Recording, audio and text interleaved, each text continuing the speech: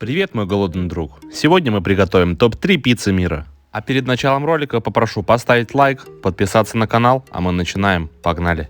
Давайте сначала начнем с истории создания пиццы. Все началось в глубокой древности. Плоские куски хлеба, увенчанные начинкой, служили очень хорошим и простым блюдом для тех, кто не мог позволить себе тарелки или находился в пути. А в Древнем Риме самой популярной едой крестьян и воинов была фокачча, что переводится как хлеб, запеченный в очаге. Именно фокаччу считают отдаленным предком и родственником пиццы. В 997 году в небольшом предпортовом городе Гаэта было зафиксировано первое упоминание слова «пицца». В этом документе сын феодала обещает епископу 12 пиц в виде ежегодной подати. По этой версии пицца относилась к миру финансов больше, чем к миру кулинарии. В Неаполе в конце 18 века появилась пицца в том виде, который мы представляем ее сейчас. Тогда этот город стал одним из крупнейших в Европе. Он рос благодаря торговле и постоянному притоку крестьян из сельской местности. Неаполь богател, но также было очень много людей, которые были вынуждены работать за гроши. Это были носильщики, посыльные или подсобные рабочие. Они нуждались в дешевой и легкой пище, и пицца удовлетворяла эти потребности. Пиццу продавали уличные торговцы, которых называли пиццайоло. Самой популярной начинкой для пиццы тех времен был сыр и сало, потому что у них была очень хорошая калорийность. Некоторые виды даже украшали помидорами, только недавно их завезли из Америки. Они все еще были диковинкой, на которую гурманы смотрели свысока. А их непопулярность и, соответственно, низкая цена делали эти овощи привлекательными. Все изменилось в 1889 году во время визита в Неаполь короля Умберто I и королевы Маргариты. Легенда гласит, что паре наскучила изысканная кухня аристократов, и в этот момент им захотелось попробовать еду простого народа. Самому знаменитому пиццайоло Рафаэлло Эспозито было поручено преподнести это угощение к королевскому столу. И он создал в честь приезда королевы Маргариты особую патриотическую пиццу в цветах итальянского флага. Для этого пиццайоло выбрал зеленый базилик, белый сыр моцарелла и алые помидоры. Эта пицца очень понравилась королеве, и поэтому мы знаем ее под названием Маргарита. И эта пицца открывает наш рейтинг. Давайте ее приготовим. Для теста на 3 пиццы мы смешаем 100 мл теплой воды, 6 граммов дрожжей и столовую ложку сахара. Все это хорошо размешиваем и оставляем на 15 минут настояться. А в это время начнем просеивать муку. Надо брать из пропорции на 1 кг муки 550 мл воды.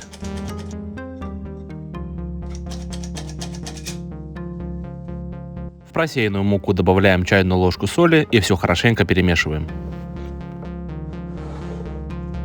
Спустя 15 минут, как наши дрожжи начали действовать, можем уже начинать замешивать тесто. Добавляем 20 граммов оливкового масла и ставим венчик для теста. И постепенно начинаем добавлять муку.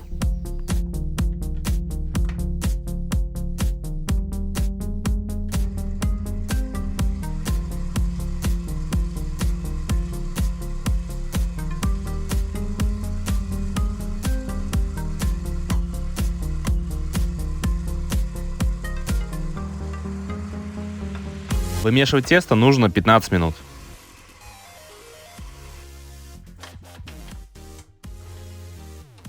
Как только оно приготовилось, снимаем остатки с венчика, накрываем полотенцем и оставляем в теплом месте на 1 час. А пока наше тесто поднимается, давайте приготовим соус. Если вы нальете кетчуп в пиццу, у всех итальянцев случится сердечный приступ.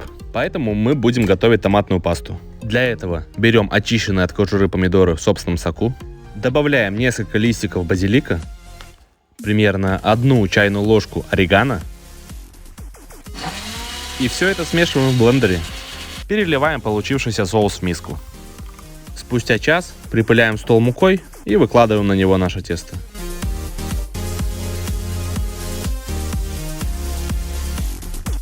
Вот таким движением начинаем замешивать. Таким продолжаем. А вот таким заканчиваем.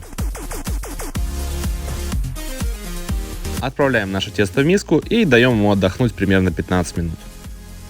Спустя 15 минут достаем наше тесто и начинаем подворачивать его к центру, чтобы убрать пузырьки газа и чтобы тесто было упругое и натянутое. Формируем из теста колбаску и нарезаем его на 3 равные части. У каждого куска края мы защипываем к центру, убираем лишний воздух и делаем натяжение на поверхности. Точно так же поступаем с остальными кусками теста. Защипывая края к центру, мы делаем его очень упругим.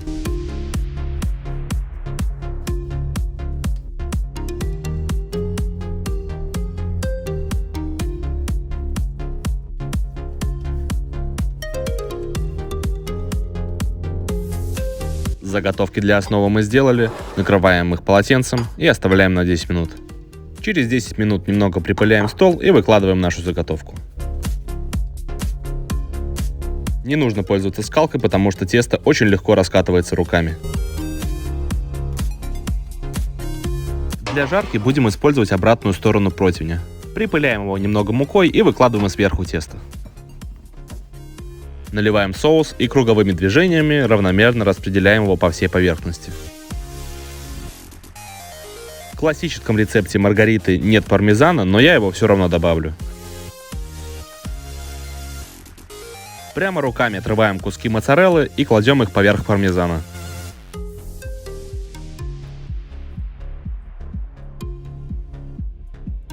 И остался последний ингредиент. Раскладываем базилик.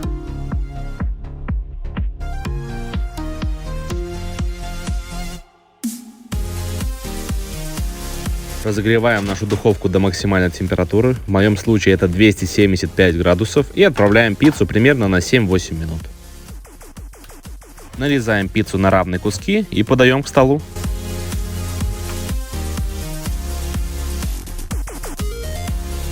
Давайте ее попробуем. Всего за 7 минут духовки сыр полностью расплавился, а тесто хорошо приготовилось. До этого я никогда не ел маргариту, и могу сказать, что я очень много потерял. Второе по популярности место в мире занимает пепперони. Давайте его приготовим. И начнем мы также с соуса. В блендер выкладываем 4 томата в собственном соку без кожуры. Добавляем 1 зубчик чеснока. Кидаем несколько листиков базилика. Примерно 1 чайную ложку орегано. Щепотку соли. И все хорошо блендером измельчаем. Не забываем также добавить 10 мл оливкового масла и перемешать. Выливаем соус в отдельную мисочку. Припыляем стол небольшим количеством муки, выкладываем наше тесто и начинаем раскатывать руками.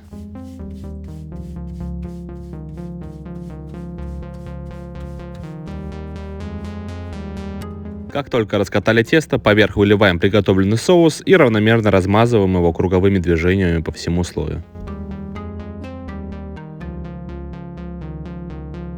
Сверху потрем сыр и пармезан. И разложим по всей площади сыр моцарелла.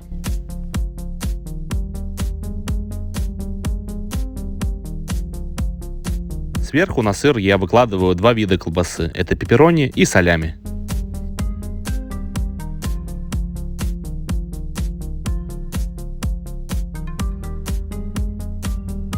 И добавим еще немного сыра поверх колбасы. Запекаем пиццу 7 минут при максимальной температуре. Опять же повторюсь, у меня это 275 градусов. Через 7 минут достаем, даем немного остыть и перекладываем на досочку. Пока пицца еще не совсем остыла, нарезаем ее на равные куски. Давайте ее попробуем. Сыр полностью расплавился, а тесто равномерно пропеклось. Это хоть и простая, но очень вкусная пицца. А острая колбаска добавляет пикантности и аромат. Ну а замыкает наш топ-3 пицца Дьябло. Давайте ее приготовим. В блендер выкладываем 4 помидора в собственном соку без кожуры, добавляем к ним острый перчик чили, также несколько листиков базилика, чайную ложку орегано, 10 мл оливкового масла и все это блендером измельчаем. И переливаем соус в отдельную мисочку. Для пиццы Дьябло нам понадобятся еще шампиньоны. Нарезаем как на видео.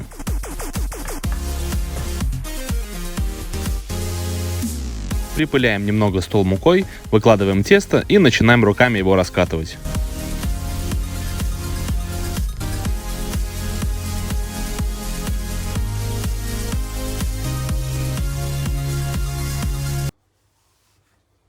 Как только раскатали тесто, приготовили противень, немного присыпали его мукой и сверху выложили нашу основу.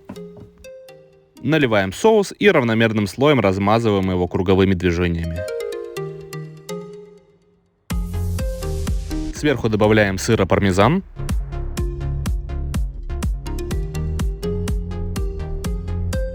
Отрываем куски моцареллы и выкладываем их сверху.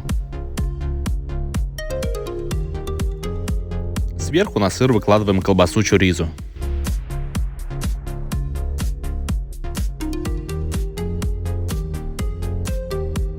И осталось только доложить шампиньоны.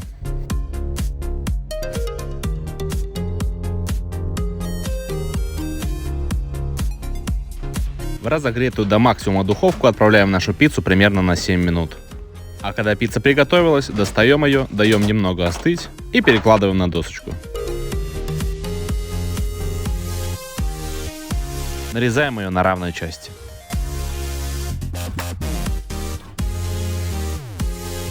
Давайте ее попробуем. Сыр в пицце полностью расплавился, тесто хорошо пропеклось. А из-за того, что в соусе для дьявола присутствовал перец чили, пицца получилась очень острая, прям как мне нравится. На этом наш топ-3 пиццы закрывается.